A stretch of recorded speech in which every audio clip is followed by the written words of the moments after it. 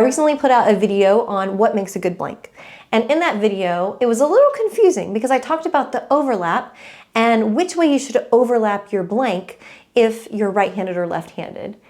And I'm actually right-handed, but I tie with the thread in my left hand, which is unique because if you're right-handed, most people tie with the thread in the right hand. It's just how I learned. So I want to show you what I do and clarify that in case there was any confusion. So let's go ahead and look at my blank now. Here's one of my blanks. And as I was saying, I tie with the thread in my left hand. And that is what most left-handed people do, tie with the thread in the left hand.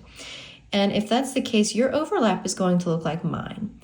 So you can see the crossover of my thread is right here, and that signifies that's the back of my reed.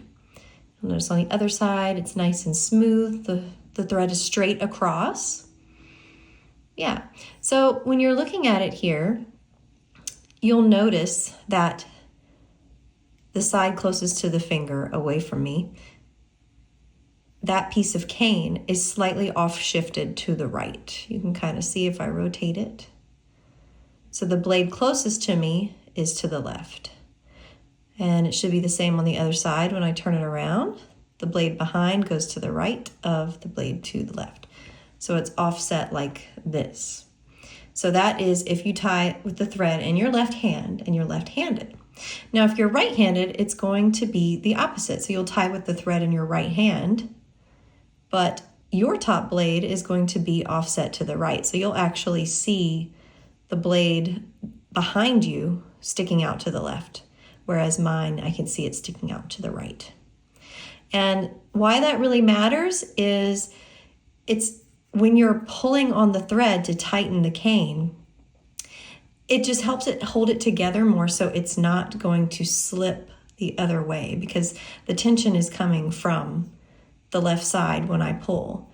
And that means this back piece of cane, when I'm pulling the thread this way, is helping to secure and hold that blank together. If it was this way and I was pulling, it could pull that blank this way and make the side slip or open up.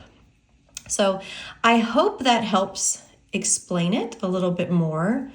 Again, if you rewatch the video I put out about what makes a good blank, I am actually right-handed. So I do everything with my right hand. However, I learned to tie blanks with my thread in my left hand. So I tie like a left-handed reed maker. And that's okay.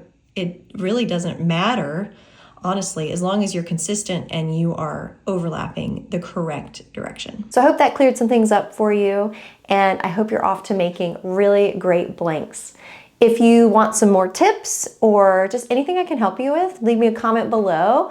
You can also download my reed making troubleshooting guide, which I'll leave in the description box. See you next time.